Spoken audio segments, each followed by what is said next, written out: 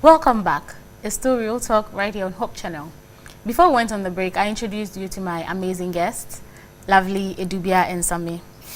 And then I told you that the story we have to discuss today is one of a kind. So please, let's have a look at our story.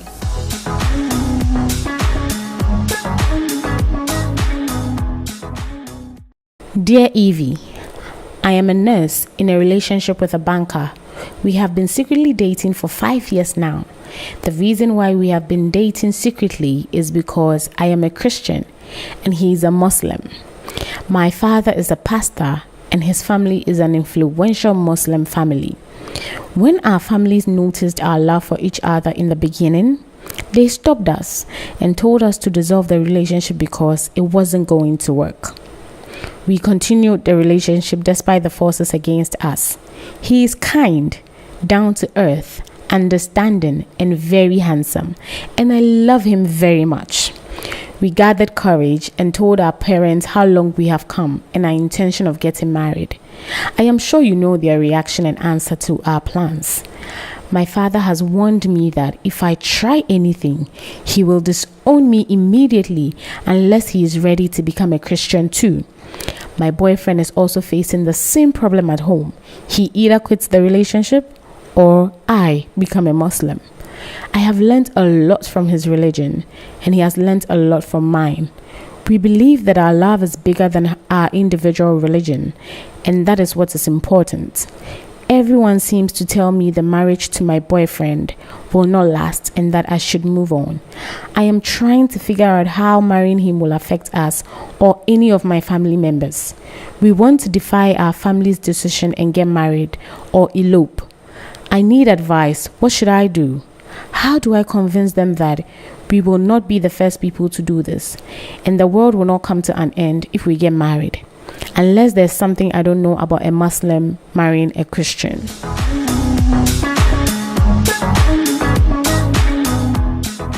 Interesting. Yeah. As for this story, I don't even know where to start from, but then we have to start anyway. So I'll take your general overview of the entire story. Lovely. I'll start with you. Interesting. When I first saw the story, I was like, wow, Muslims and Christians. I believe that with God, everything is possible.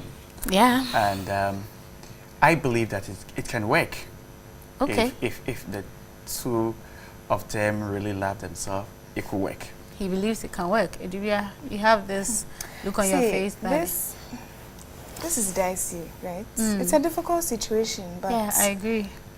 When I saw the story, I was like, so it's tough. She needs to take a decision. They both need to They both need to take a decision. Yeah. And I think we'll delve into deeper. Definitely. Sami, general overview. Well, after going through the story, I just didn't know what to think, because these are two people who are clearly in love with each other. Because normally when your parents, the parents of both sides, there's not even one side, there's both sides actually objecting. It sometimes can put people off, but for them to go ahead means that they do love themselves a lot. But is it enough? And I think that's what we're here to discuss. Is it enough? That is what we'll go into. Edubia, looking at the Christian and then the Muslim religion, let's talk a little about that one. Okay. Christians and Muslims, the religion, obviously there are differences, and somebody will argue that there are similarities. So yes, there actually are similarities based on Jesus Christ. So the Quran actually does make mention of Jesus' childhood, and it gives problems to him because it mentions how he was able to make his first miracle, how God-like he was, because they acknowledge his ability to create, which is God-like. But there are huge differences. I mean, lots of things we don't agree on. Christians and Muslims, it's two sides, two very distinct sides, right? And I feel it is good for us to live in harmony with each other. But sometimes when we go past that to actually being intimate and then marriage bonds you as one family, it becomes tough if you can't get past the fundamentals and then move on. I totally agree. Lovely. Yeah, so there are some similarities and then there are a lot of differences. Definitely. But Christians believe that they are worshiping God, and Muslims also believe that they are worshiping God. Just that the Jesus aspect and then the Muhammad aspect that makes the difference. But through it all, we all know that they all mention the name of God. So they will say Allah, and Christian will say God. So since they all believe in God, but the only difference is Muslims and Christians. And as you rightfully said, the Quran made mention of Jesus Christ as Isa. And then, so I believe that it could work, because since they all have some similarities, if they did not have any similarity, that is where we can say that this marriage or this thing that we are here to talk about I can see you can't wait to discuss the marriage. So since there are some common ground, we can still establish everything on those common grounds, and then move on from there. Yeah. Sami, religion, Christians, Muslim. Adobia mentioned the fact that there's both believe in Christ, and aside Jesus, you realize that both also share some similar patriarchs and prophets too. So they both believe or believe to come from Abraham, and so they have that figurehead that they both believe in. So obviously there are some similarities, but there's also a huge difference as to how we see God.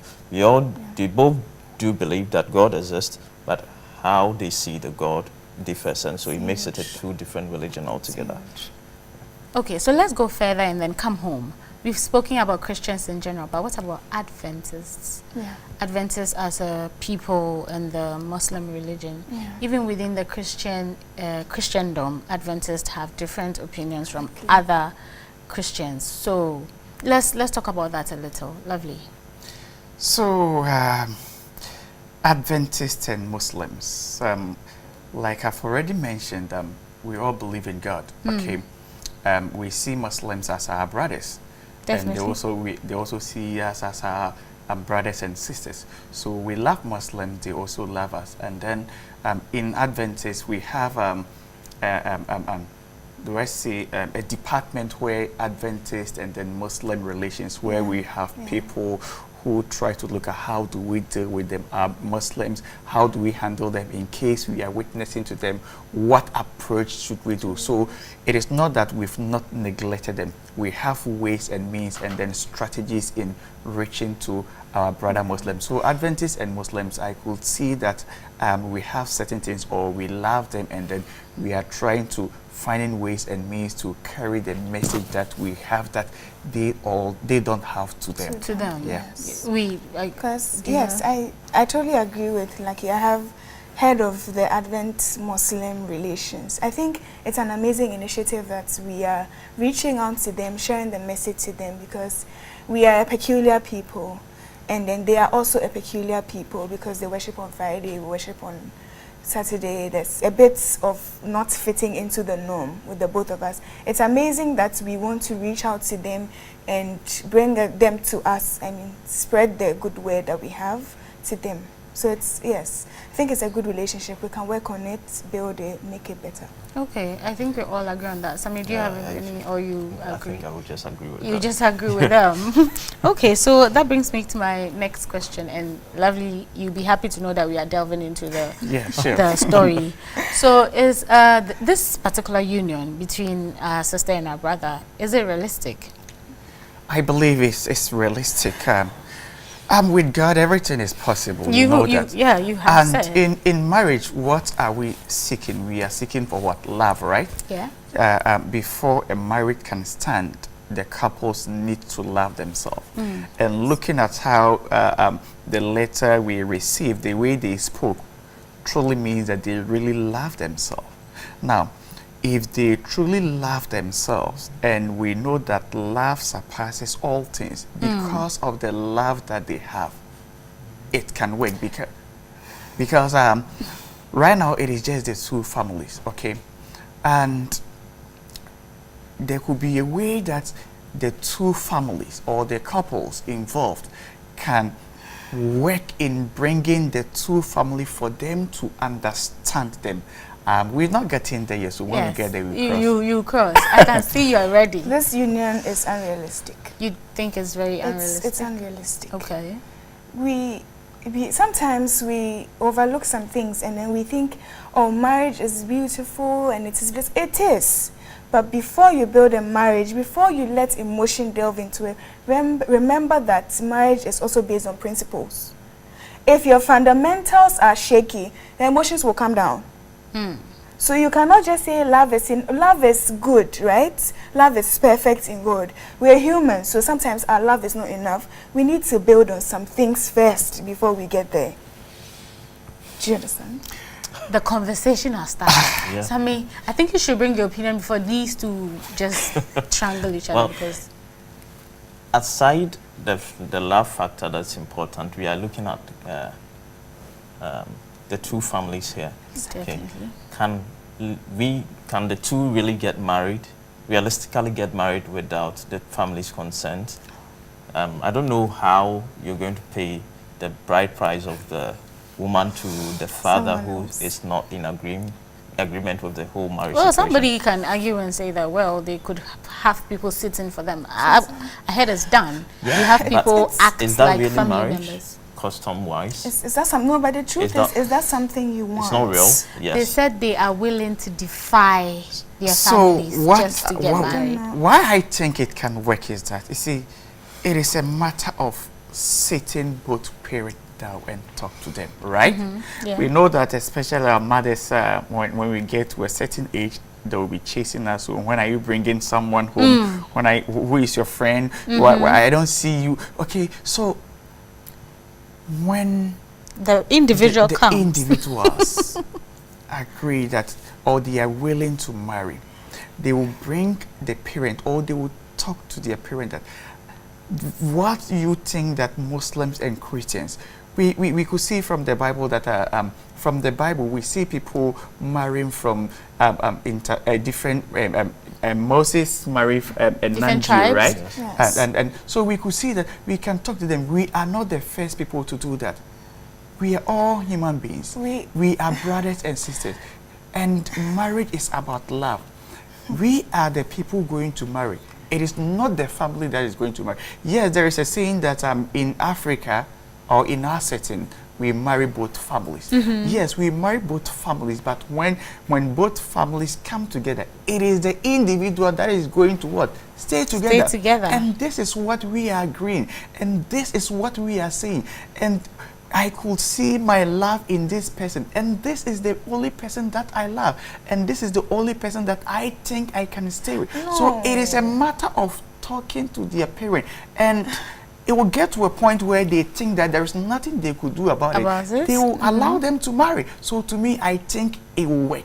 The point here is we are neglecting the fact that both families know what is going on and they are still not agreeing. They know they are together. They know they've been together. They took a break. They are back again.